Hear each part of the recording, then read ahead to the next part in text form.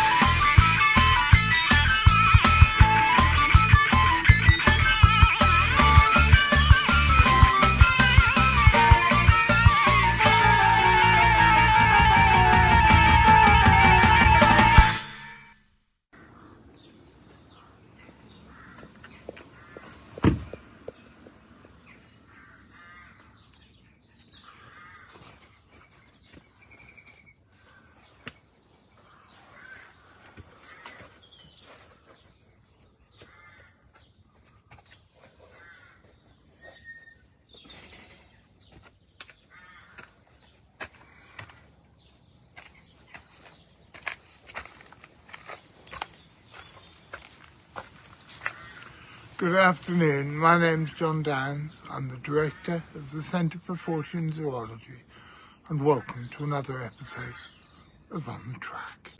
But suddenly... So, Helga, what have you been getting up to down at St. Wetty Pants School? Mater, it's been rather wonderful. We've been dressing up as pieces of gravel, and we've been doing a project on Formica. Yes, ladies and gentlemen, my name is indeed Jonathan Downs. I am indeed the Director of the Centre for Fortean Zoology, which is, if you didn't know, we think the English-speaking world's largest and best cryptozoological organisation. And welcome to another episode of On the Track. On the Track is, just in case you didn't know, a show which comes out for about a quarter of an hour every Wednesday evening and for twice that on Saturday afternoons. And it is a mixture, a melange, a muddle, I can't think of anything else beginning with M. Lauren, what begins with M? Monkey, of course. Thanks, Lauren, I can work with that. Yes, this is a monkey of a show, and it's sometimes a show about monkeys, and it's full of hard science, weird shit, and surreality. What's surreality? Well, go and ask him. This is the way the world ends. This is the way the world ends. Not with a bang.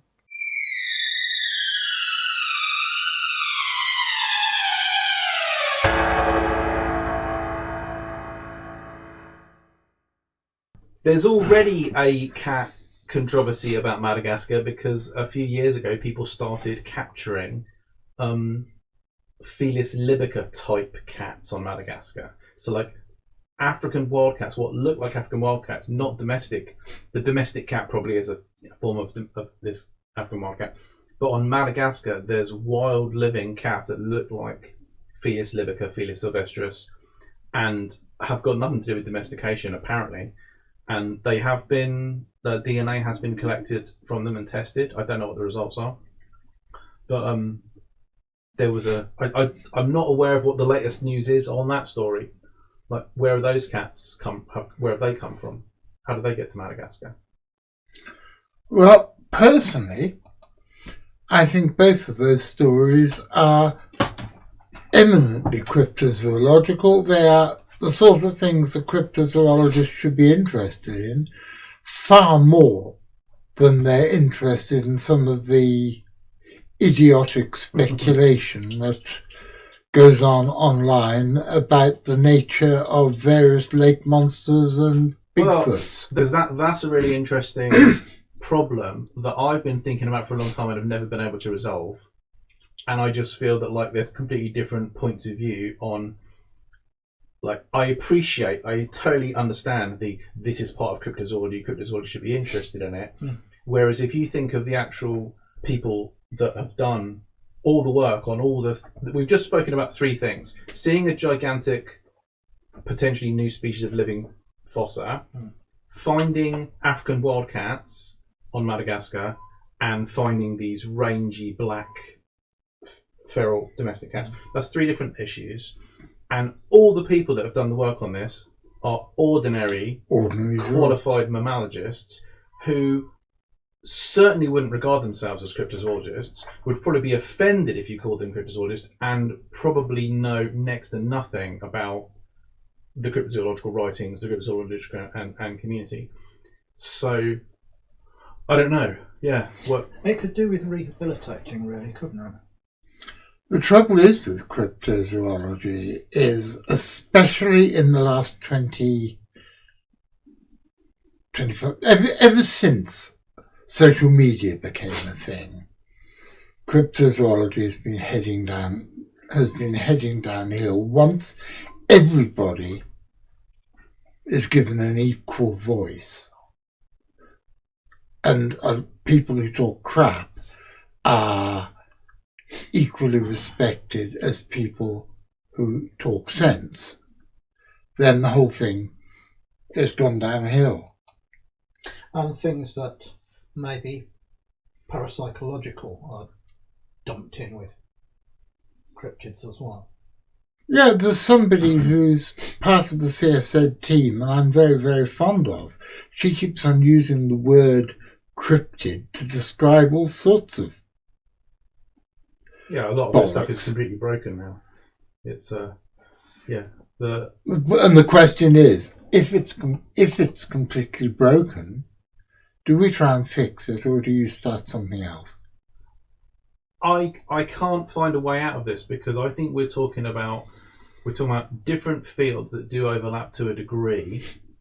Cryptozoology is somewhere kind of like it's one of the shades of grey. It does overlap with like proper, air quotes, proper zoology practiced by qualified zoologists. There is some cryptozoology that is pure zoology, but then there's a whole bunch of other things that are more to do with phenomenology, like how people imagine, how they think, what they think the world is shaped like according to their culture, and stuff that's just like, we're talking about concepts in culture, we're talking about like a popular mythology in the sense of stuff that like exists in fiction, and all of that is part of folklore, and that doesn't necessarily have real animals at the bottom of it. And a cryptozoologist is kind of interested in all those things, right? You're interested in all the shades there. Which is why I've pissed off a lot of people, because, you know, there's this ongoing thing saying cryptozoology is a science. No, it's not. It's a discipline. It's a bit like natural history. It's one of those portmanteau disciplines, like you say, including folklore, phenomenology, psychology, parapsychology, and ethnology and whole ethnographology and all sorts of other things. It's not a standalone science. It's like I say, the best analogy I've got is the same as natural history. I was at the Uncanny convention before Christmas, early December. Uncanny, the podcast, the BBC podcast and TV shows, mainly about ghosts, but they've branched out into things like big. No, Richard. Flying Guests. Guests. And I was invited to go and take part in this convention. It's got a great weekend. And one of the things was they had this uncanny mastermind where they ask you questions. Two teams, the team skeptic and team believer, which the dichotomy of I don't agree with, because I always said to them, look, you can't split it in two like that. Yeah. You're going to have, I'd have Team 14 where you look at every case on its own merit, not I believe in everything or I'm a sceptic about everything. But I was put on Team Believer and we thrashed Team Skeptic. We thrashed. But one of the questions was, which cryptid said, I'm the eighth wonder of the world? Jeff, But you wouldn't say it's a cryptid. No, of course, no one would say it. But they said, which cryptid said, I'm the eighth wonder of the world? I think it's just because it's a phantom animal that it gets. But then you get things that are totally fictitious, like the Slender Man being described as a cryptid. That doesn't exist in anywhere outside of fiction. I don't think any cryptid has ever said anything. Because they're animals, for God's sake. Unless, of course, there's some big cryptid parrot. There is a report of a Bigfoot telling a person to get off its property in a high squeaky voice. There are several reports of Bigfoot mimicking sound, human voices. Yeah, calling dogs names and stuff. I can talk. I'm a good boy. Gregory Panchenko said to me once that he thought if an Almasty was taken as a baby and raised by a human family, it would learn to talk. He says he thinks they've got the vocal apparatus. Yeah. So I think that there's tons of science to do with cryptozoology, but some of it is like studies of folklore, studies of what you're basically, you are studying ethnology, you're studying culture, totally valid areas of study. So like Slender Man, nothing to cryptozoology at all, but it'd be totally valid to go and like interview people. What do you believe about Slender Man, and how is that reflected on your view of the world and stuff? That's something you could do without there being like a real thing. The same as you could ask people about their attitudes towards any fictional TV franchise or their feelings about a novel or whatever. You can do science on that, but the part of cryptozoology that is like actually going and collecting data on things that you're really, really sure are animals, and you're collecting data on animals, that is zoology. When it comes to data that's open to interpretation, like the sort of like stick figures made by Bigfoot and stuff, is that also zoology? And the answer there is really hard to say, because you are seeing a phenomenon of some sort that probably isn't zoological, like it's entirely like a human interpretation, it's like a cultural thing, but seen through a zoological lens. So like if you're studying that part of cryptozoology, what are you studying? You're then studying like a specific belief system within a subgroup of people who think they're doing zoology. And again, that could be as valid as studying like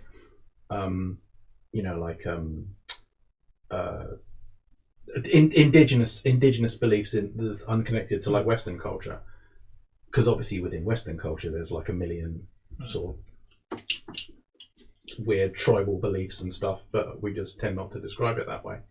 So and again, so any one of those things can be studied. Science can be done on that, but you can't compartmentalize all the things we're talking about. You can't compartmentalize one bit and say that is the cryptozoology bit, because, well, yeah, maybe that's what makes cryptozoology so interesting.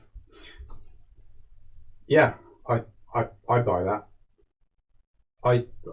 I've said too many times in my own writing that I got interested in cryptozoology as a young person because I thought it was all real animals to find. It was all, like flesh and blood stuff, and I really did not like the folkloric cultural interpretation. Late Monster Traditions was published in 1988. I was still quite young. But today I think that that's the main explanation for a huge chunk of it. Yeah. That like it is cultural, it is folklore. Well, I think dragons are real, but I wouldn't say that they were real in the same way that the dog is real. So what do you mean when you see dragons around?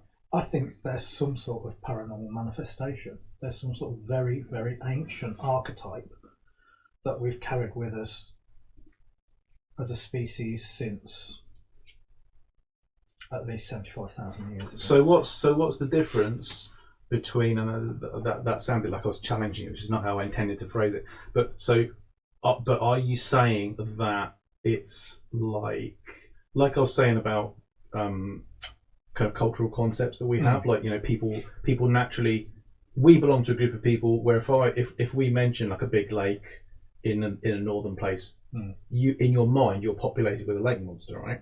So are you saying that it's that kind of manifestation, like it's kind of within our psyche that we do have dragons, or are you saying that there is actually kind of like, in the same way that some people think ghosts are real, you're saying that you think that there is a visible, there is some sort of manifestation?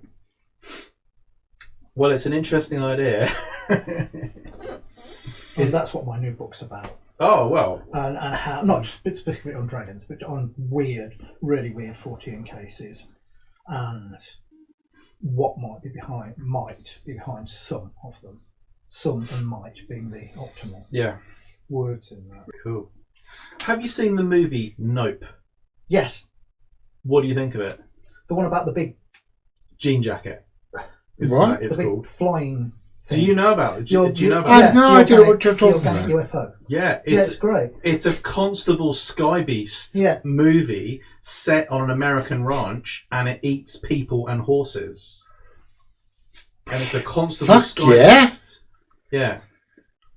I can't remember the name of the director. He's been asked about this. And it's got a Japanese cowboy in it. Yeah. And it's got it's a black empowerment movement. A killer chimpanzee. Yes. Well, because it's all about, spoilers, it's about animal behaviour. So the main character realises that it's an animal, and because he's a horse trainer, there's a whole list of things that you do and don't do with horses. And he realises that all the people that it's eaten, they have given it a predatory trigger. They've like looked at it, and it sees their eye, it sees them looking at it, and that's the stimulus for it to attack. So he like uses his body language based on what he knows about horses it's called Nope, because he goes to get out of his car and it's above, and it's like, nope, I am not, like, it's brilliant. It's huge. It's like bigger than a whale. It's massive. Oh, it sounds wonderful. You should watch it. It's really good, and it's got more than one form because it can like unfold, and it does this like flamboyant threat display and stuff. It's really good. Yeah, it's really, really good. One of the things that I noticed, because there's a chapter on UFOs in that, and there's a chapter on ghosts. This is the first time I've ever written really about UFOs or ghosts. It's the first time I've ever written, on other areas of Forteana outside of cryptozoology and folklore. But with so-called alien encounters and alien abductions, they act exactly like folkloric bogeymen. Yes. They don't act like an intelligent species from another planet conducting experiments. Like the Hopkinsville goblins, they act like goblins from a medieval folktale. Hair pulling and climbing on the roof and stuff. And even the ones that... Owls. Yeah. Bulletproof owls that can hover in midair and glow. If you fire a gun at an owl, though, when it's flying, it'll sort of do this. And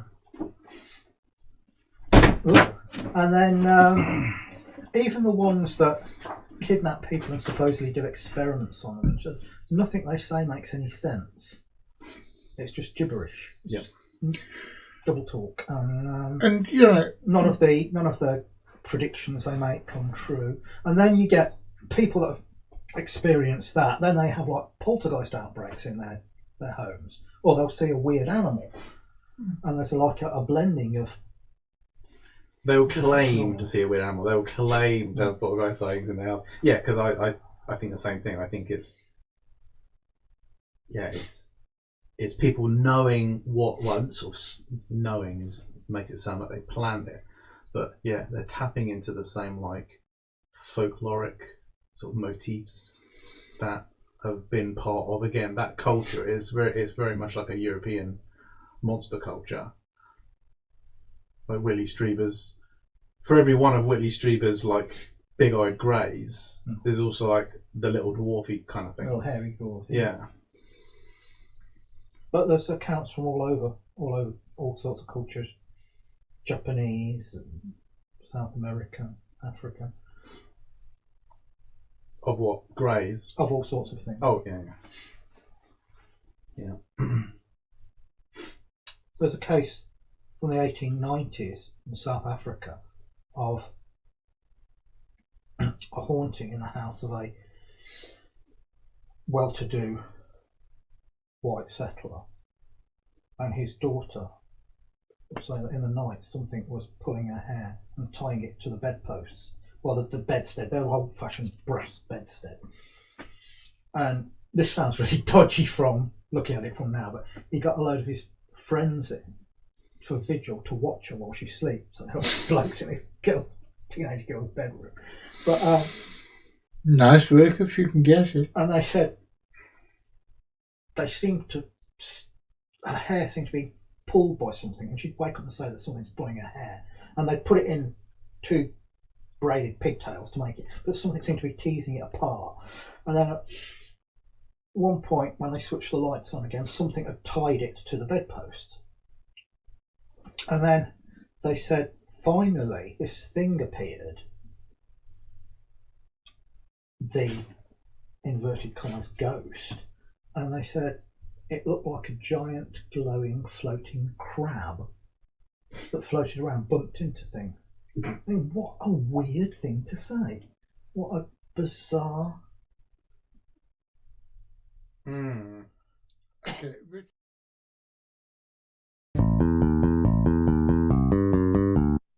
If you want to support us and help us make more content like these, please press like, subscribe, follow our Facebook page and check out our Patreon. And as the ghost of Joe Strummer, who's an ever more regular visitor to my little studio, says, Don't forget to ring the notification bell, otherwise you'll miss the new episodes. And that would be an awful pity, wouldn't it? If you've been affected by any of the topics in today's episode, you can just bugger off, because we don't give a monkeys. Bloody well get a grip. Sort your own bloody problems out rather than ringing up somewhere. That was a public information film. and here we are pretty well at the end of another episode. I hope you enjoyed it. I really enjoyed these summit meetings with Darren and Richard. I've got another 3 or 4 hours of it to edit. I'm not going to put them all up one after another, but I am going to return to this in a few weeks' time. I'm going to be back on Wednesday. What am I talking about on Wednesday? You're just going to have to wait and see, because I haven't done it yet and I have no idea. I'm going to be back on Saturday. And what am I doing on Saturday? Well, it's the first part of a 2-part interview with legendary cryptozoologist Bruce Champagne about his work with lake and sea monsters, amongst other things. So I'm really, really looking forward to that. It was a very, very interesting interview. So, are you there, Mr. McCrinnon? Because if you are there, Mr. McCrinnon, I'm going to be here next Saturday.